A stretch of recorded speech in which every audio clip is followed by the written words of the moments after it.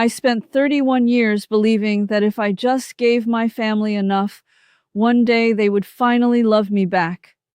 That belief died on the happiest morning of my life, when I stood in my wedding dress and watched my own mother and sister move through my reception, whispering to every guest that I was a liar, a gold digger, and a woman drowning in secret debt who was only marrying for money. They did it quietly. They did it with soft, concerned faces and gentle hands on shoulders.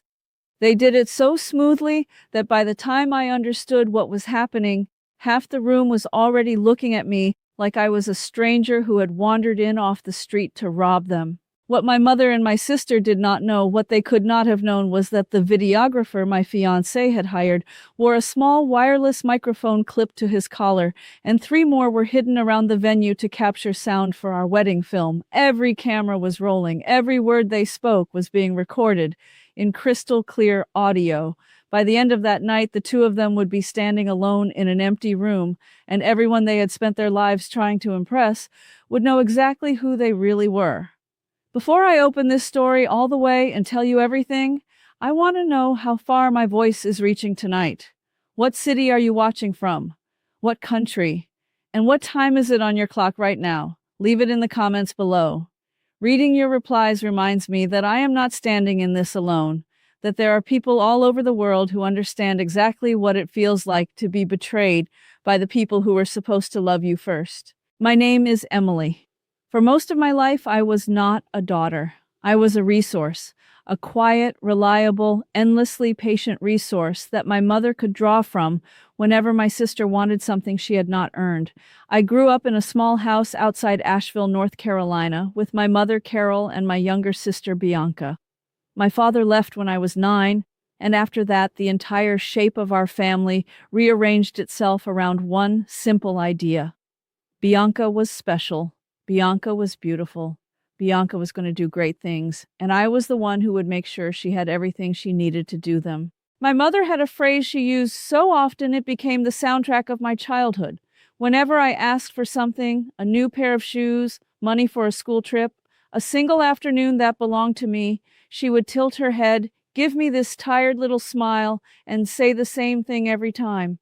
Your sister is the one who deserves the good life, Emily. You and I are the practical ones. We make it happen for her. I cannot tell you how many years I swallowed those words whole. By the time I was 22, I was working 2 jobs. I had a daytime position as a dental office coordinator, and 3 nights a week I waited tables at a steakhouse until almost midnight, and almost every dollar I made flowed straight out of my hands and into Bianca's life. I paid off her credit cards more times than I can count. She would max out $2,000 on clothes and dinners and weekend trips, then sit at the kitchen table and cry, and my mother would look at me with those expectant eyes, and somehow it would become my responsibility. I paid for Bianca's college tuition when her scholarship fell through because my mother said it would break her heart to watch her dreams die. I paid for her car repairs. I paid for the deposit on her first apartment. I even paid for the elaborate birthday parties she threw for herself, the ones she invited her glamorous friends to and never once invited me, and Bianca took all of it the way you take air, without thanks, without thought, as if it were simply owed to her, a natural law of the universe, that Emily would pay and Bianca would enjoy. The cruelest part was not the money. I could have made peace with the money. The cruelest part was that no matter how much I gave, I was never once treated like I mattered. My mother and Bianca had a whole life together that I was not invited into. Inside jokes, shopping trips, long phone calls that stopped the moment I walked into the room. I was the engine in the basement that kept the beautiful house warm, and they were the ones living upstairs in the light. And they had decided long ago that the engine did not need to be loved. It only needed to keep running. I might have spent my entire life down there in that basement, quietly paying for a family that did not see me, if I had not walked into a bookshop on a rainy Tuesday and met a man named James. Before I tell you about my wedding day, let me ask you to do one small thing for me. If you have ever been the one who gave and gave to a family that never gave back, type the word "seen" in the comments. I want to know how many of us are out here, I want to know I'm not imagining all those years. James was not like anyone I had ever met. He was quiet and steady and kind in a way that did not ask for anything in return. We met reaching for the same book on a shelf, laughed about it, and ended up talking for 3 hours in the little cafe next door. He came from a comfortable family. His parents owned a successful chain of garden centers across the state, but James never wore it like armor. He worked as a high school science teacher because he loved it, and he drove a 15-year-old truck, and he treated waiters and strangers with the exact same warmth he gave everyone else. The first time I told James about my family, about the money, about the years of paying for Bianca, he got very quiet. Then he reached across the table, took both of my hands, and said something no one had ever said to me before. "You are not a bank, Emily. You are a person, and a person deserves to be loved for free." I cried right there in the restaurant. I had been alive for almost 3 decades, and that was the first time anyone had ever told me I deserved love without a price attached. We dated for 2 years, and here's the part that still makes my stomach turn, even now. From the very beginning, my sister Bianca wanted him. The first time Bianca met James, something shifted behind her eyes. She had spent her whole life being the beautiful one, the one men chased, and here was a kind, handsome, financially secure man who looked at her plain older sister like she had hung the moon and barely glanced at Bianca at all. She could not stand it. She started showing up wherever we were. She would touch his arm too long, laugh too loud at his jokes, find reasons to be alone with him. Once, at a family dinner, I came back from the restroom to find Bianca leaning in close, telling James in a low voice that she had always felt a special connection with him, and that he should think carefully about whether quiet, boring Emily was really the woman who could keep him happy. James told me about it that same night. He told me everything. He said, "Your sister is not subtle, and she is not kind, and I want you to know that nothing she ever does will move me one single inch. I chose you. I will keep choosing you every day for the rest of my life." I should have known then. I should have understood that a woman who would try to steal her own sister's partner is a woman who is capable of anything. But I still had that small, stubborn, foolish hope. The hope that on my wedding day, of all days, my mother and my sister would finally set down their cruelty and simply be happy for me. Just once. That hope is the most expensive thing I have ever owned. James and I were married on a Saturday in early October at a restored vineyard estate in the rolling hills outside Asheville. It was the most beautiful place I had ever seen. There was a long stone terrace overlooking rows of golden vines, an old wooden barn strung with hundreds of warm lights, and a wide lawn where the ceremony would take place under an arch of white roses. James and I had saved for 2 years to pay for it ourselves. We did not want to owe anyone anything. We wanted this one perfect day to belong entirely to us. We invited about 120 guests. James's parents, Richard and Susan, came, of course, along with his enormous, loving, extended family. And against the advice of every wise voice in my head, I invited my mother and my sister too, because some part of me, that broken little girl who still lived inside my chest, could not let go of the dream that they might show up and be proud of me. To capture the day, James had hired a videographer named Marcus, a calm, watchful man in his 40s who had filmed weddings for almost 20 years. On the morning of the wedding, Marcus walked us through how it would all work. He explained that he and his small team would have several cameras positioned around the venue, some operated by hand and some left running on tripods to catch quiet moments. And he explained that to capture clean audio, he would clip a tiny wireless microphone to James, another near the officiant, and place a few more discreetly around the main spaces, the bridal suite, the terrace, the barn.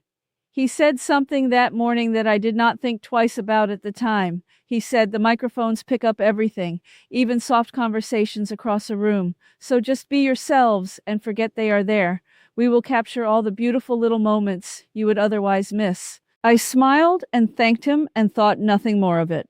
I had no idea that those small, forgotten microphones were about to save my entire life. The morning was, for a few short hours, perfect. I got ready in the bridal suite with my two closest friends, Dana and Priya, who had been my chosen family for years.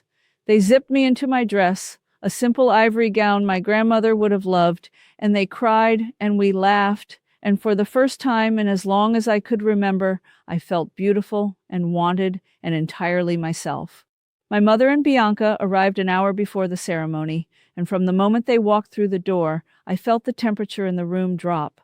My mother looked me up and down, taking in the dress, the flowers, the chandelier, the view of the vineyard through the tall windows. Her face was not happy. It was calculating.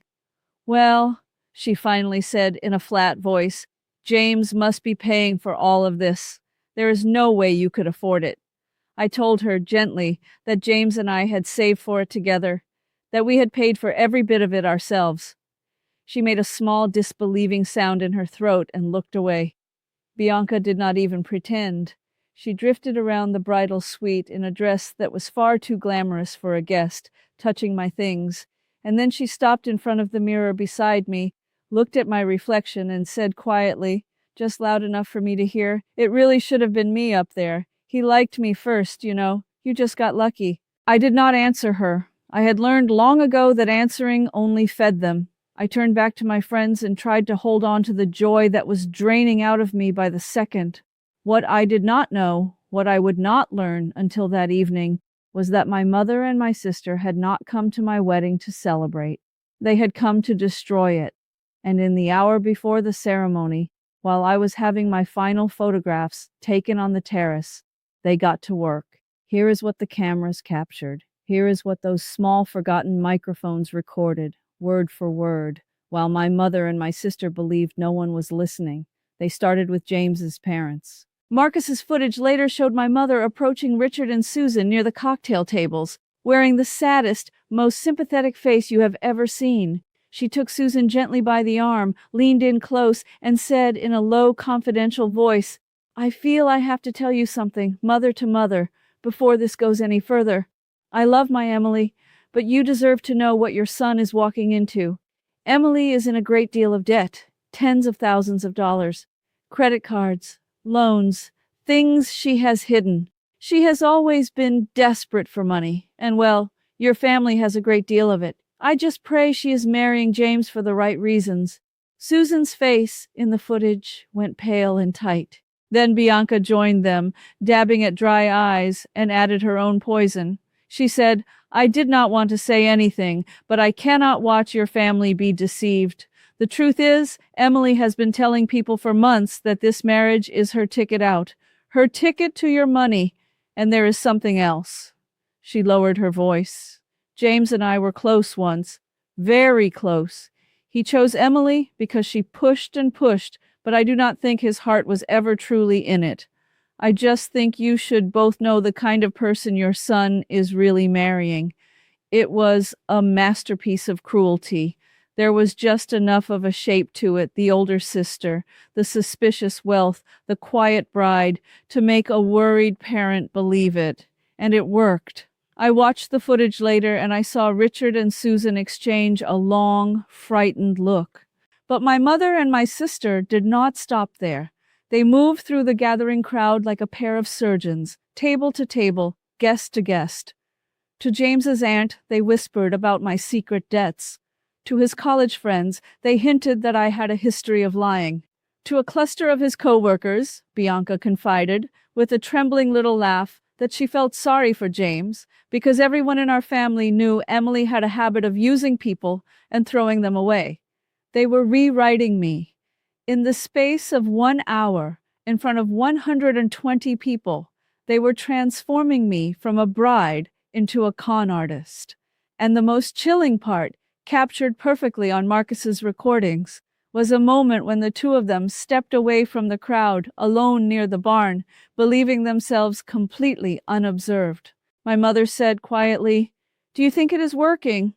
And Bianca laughed, a small ugly laugh, and said, "Did you see Susan's face? By the time we are done, his parents will be begging him to call it off.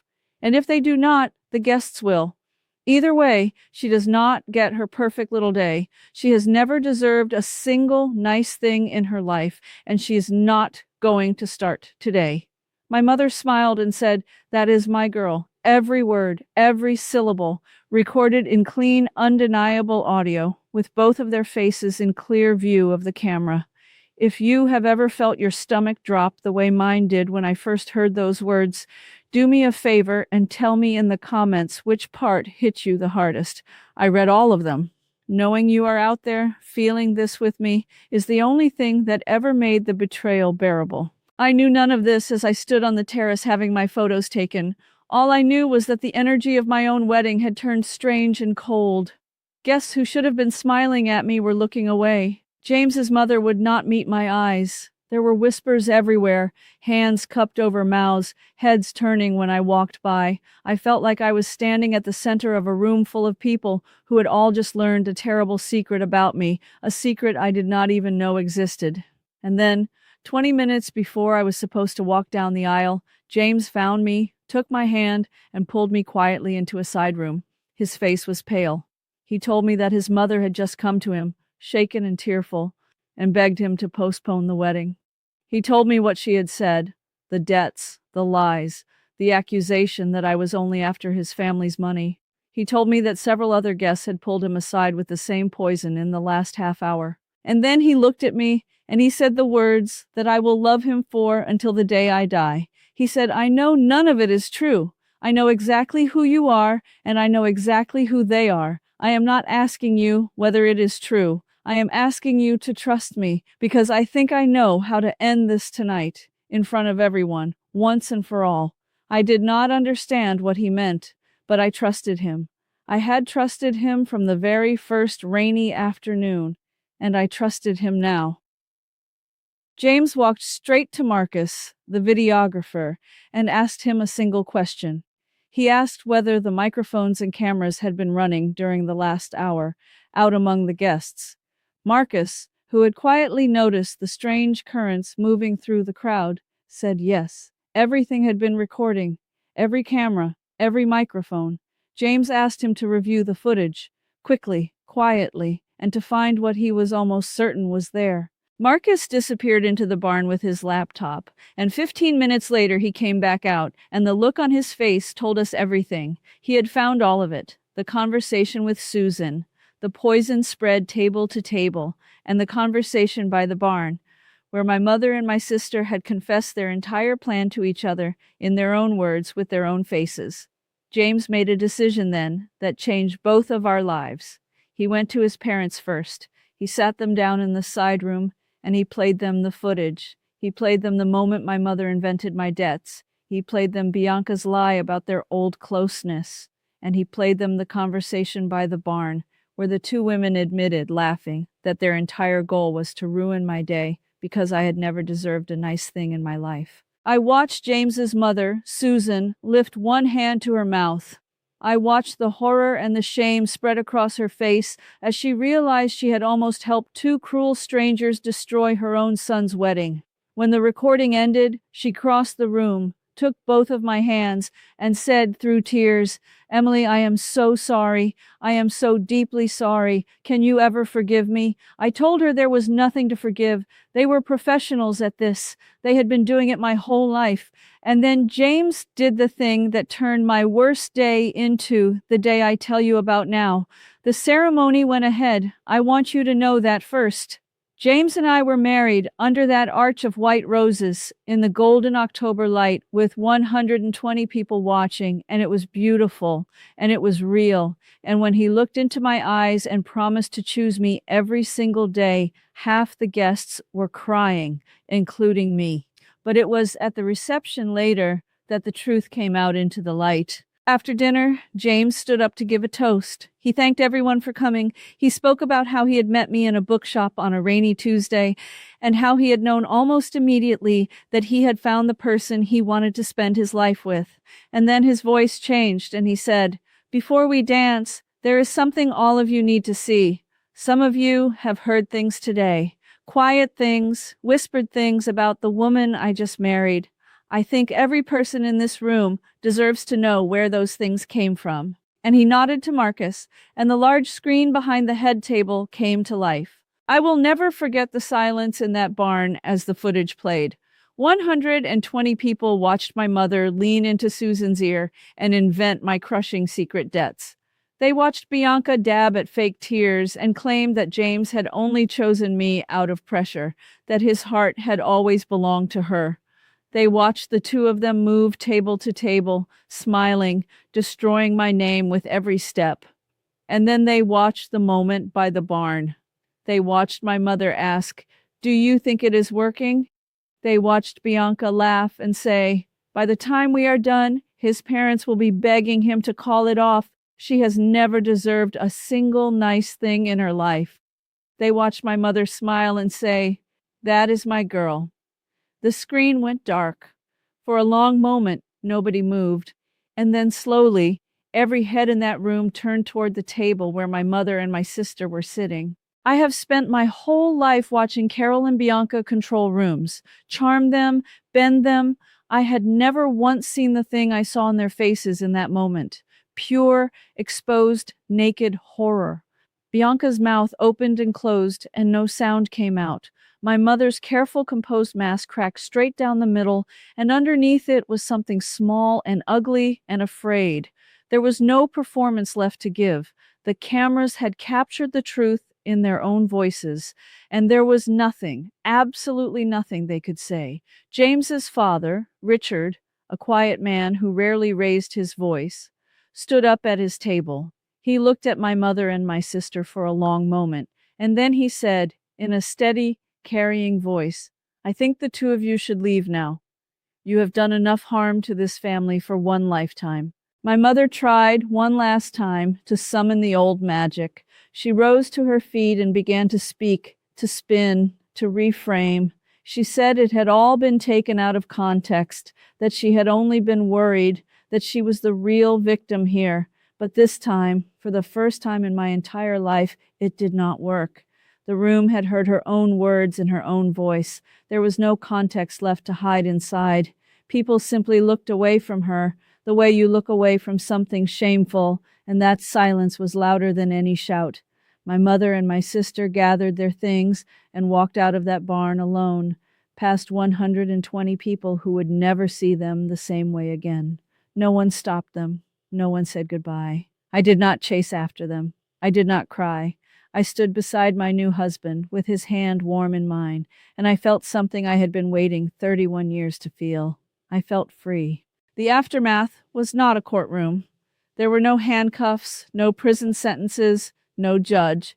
What happened to my mother and my sister was, in a way, far more fitting. The thing they had spent their entire lives building, their reputation, their carefully curated image as the charming, beautiful, beloved members of their community, simply collapsed. The story spread the way stories do, not the lie they had tried to plant, but the truth of what they had done, told and retold by the guests who had been there, who had seen the footage with their own eyes.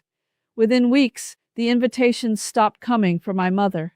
The friends who used to fill her living room found reasons to be busy. The image she had spent decades polishing was gone, and there was nothing left underneath it that anyone wanted to be near.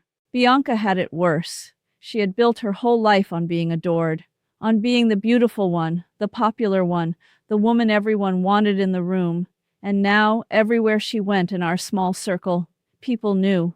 They knew she had tried to seduce her own sister's fiancé. They knew she had stood at that sister's wedding and tried to burn it to the ground out of pure spite.